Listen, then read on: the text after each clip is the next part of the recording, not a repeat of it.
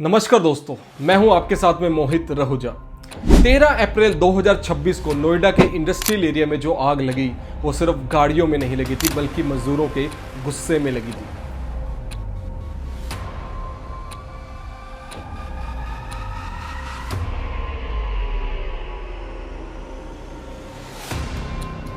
हजारों factory workers सड़कों पर उतर आते हैं, गाड़ियां जलाई जाती हैं, पथराव भी होता है।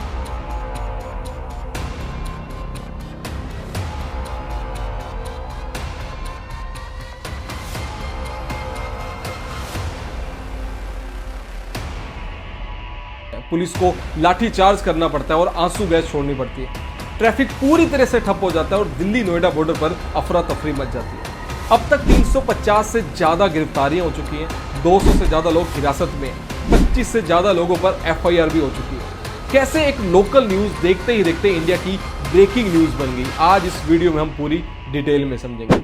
नंबर 1, ये प्रोटेस्ट कहां से शुरू हुआ, कहां कहां तक फैल गया, मजदूरों की असली डिमांड्स क्या थी, आखिर ये मजदूर ही थे या कोई और, योगी जी ने इन पर क्या एक्शन लिया, and the final one is the protest में कौन सही एंड कौन गलत, इसका फैसला आप करोगे दोस्तों, तो इसलिए वीडियो को अंत तक जरूर देखना। चलिए शुरू करते हैं। ये प्रोटेस्ट अचानक नहीं हुआ, पिछले 2 से 3 महीनों में छोटे मोटे काफी प्रदर्शन हो रहे थे। मजदूरों ने मैनेजमेंट को बताया था कि 12 से 13 हजार में उनका गुजारा नहीं होता आज की इस महंगाई के जमाने में। आपका क्या कहना है दोस्तों, 12-13 हजार पे आज के टाइम पे कैसे वो कोई गुजारा कर सकता है? दोस्तों ये प्रोटेस्ट 10 अप्रैल 2026 से शांतिपूर्ण तरीके से स्टार्ट हुआ था। मुख्य शुरुआत इसकी हुई थी नोएडा फेज 2 के होजरी कॉम्प्लेक्स में मदरसन कंपनी के गेट के बाद। कुछ सैकड़ों वर्कर्स NSEZ मेट्रो स्टेशन के पास सड़क पर बैठ जाते हैं और बहुत धरना देने लगते हैं और बहुत ही शांतिपूर्ण तरीके से। धीरे धीरे ये प्रोटेस्ट पूरे नोएडा इंडस्ट्रियल एरिया में फैल जाता है। Noida phase 2 hosiery complex sector 59, 60, 62, 63, 81, 84 और फिर भिवाड़ी राजस्थान।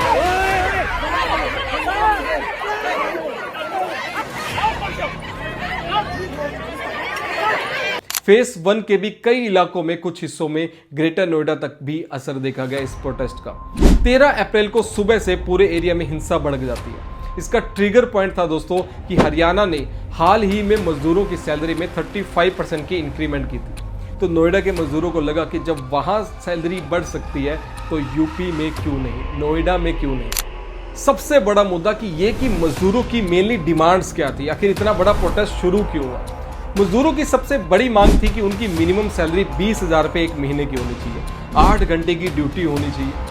वर्तमान में जितने भी मजदूर वहाँ पे काम कर रहे हैं तो उनकी सैलरी 13,000 के आसपास थी और ओवर टाइम भी करवाया जाता था। ओवर टाइम का सही भुगतान भी होना चाहिए, प्रॉपरली वीकली ऑफ होना चाहिए, बोनस और जॉब की सिक्योरिटी भी होनी चाहिए, और सबसे मेन बात महिलाओं की सुरक्षा कि यार ये डिमांड्स जिसके लिए मजदूर 3 से 4 महीने से आराम से प्यार से इसकी मांग कर रहे थे, और ये मांगे बिल्कुल जायज़ भी हैं। आज के टाइम के हिसाब से देखा जाए तो 13,000 रुपये महीने में गुजारे घर नहीं चलते। इस प्रोटेस्ट का फायदा उठा के देश के कई इलाकों के मजदूरों ने अपनी अपनी कंपनीज के लिए प्रोटेस्ट शुरू कर दिए थे। भिवाड़ी राजस्थान के पाथरेडी और चंपाकी में हजारों मजदूर सड़कों पर आ गए और वहां लोकल नेता ने इस मौके का फायदा उठाया और इस आंदोलन को और भी आगे तक लेके गए। मजदूरों के साथ खड़े होकर कंपनीज के खिलाफ मोर्चा ही खोल दिया। भिवाड़ी में पुलिस ने समझदारी से मोर्चा संभाल लिया, लेकिन इसके अलावा फरीदाबाद, सूरत और अलवर में भी कई प्रदर्शन मजदूरों के लिए देखे गए। अब बात करते हैं कि मेनली इस प्रोटेस्ट में कौन कौन सी कंपनी शामिल है। इस प्रोटेस्ट की मेन कंपनी है दोस्तों जिसके लिए प्रोटेस्ट शुरू हुआ, मदरसन ग्रुप, जो ऑटो कंपोनेंट्स और वायरिंग हार्नेस बनाने की भारत की सबसे बड़ी कंपनी है। 25,000 से ज्यादा एम्प्लॉइज इस कंपनी में ऑलरेडी काम करते हैं। इसके अलावा रिचा ग्लोबल और फेज 2 की कई गारमेंट्स व इलेक्ट्रॉनिक फैक्ट्रीज नोएडा की, जिनके लिए ये प्रोटेस्ट शुरू हुआ है।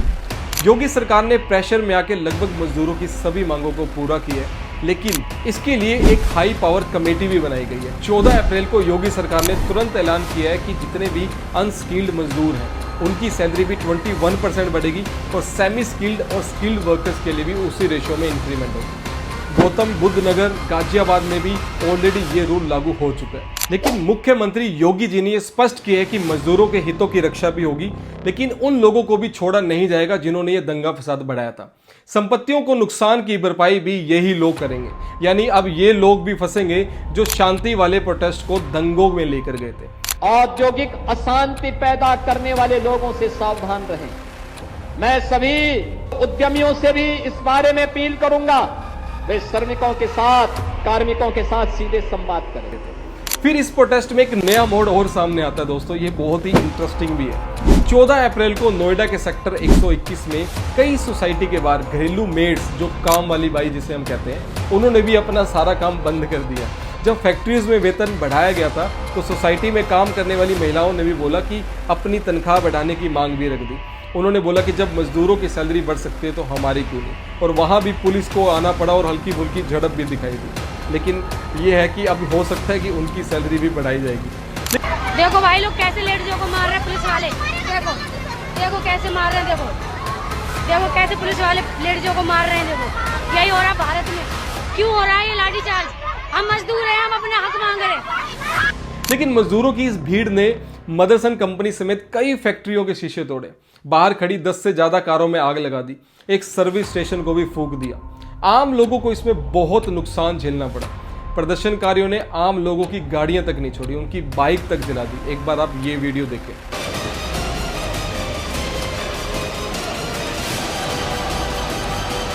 मजदूरों ने पुलिस की कई गाड़ियों में तोड़ाफोड़ी करी और पुलिस वालों पर पत्थरबाजी भी करी। लेकिन इसमें कई पुलिस वाले भी जख्मी हुए, लेकिन कई मजदूर लोगों को भी हॉस्पिटलाइज होना पड़ा।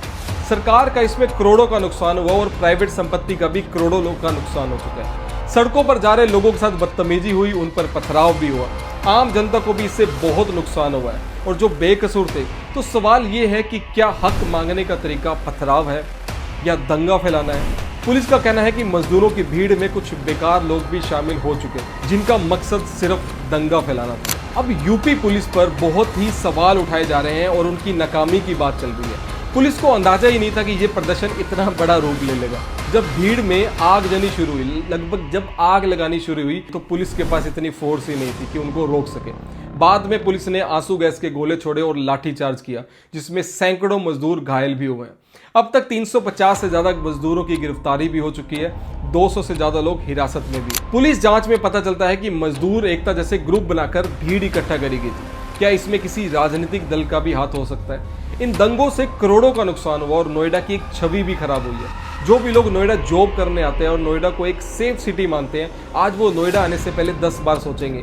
इन दंगों की वजह से नोएडा की गुडविल पर काफी इम्पैक्ट भी पड़ा है दोस्तों। इन द फाइनल मजदूरों की मांग जायज हो सकती है, लेकिन हिंसा ने उनके पक्ष को कमजोर कर दिया। इंडस्ट्रियल एरियाज की सुरक्षा ऑलरेडी इतनी बढ़ा दी है, लेकिन क्या ये सैलरी हाइक बढ़ती महंगाई को झेल पाएगी?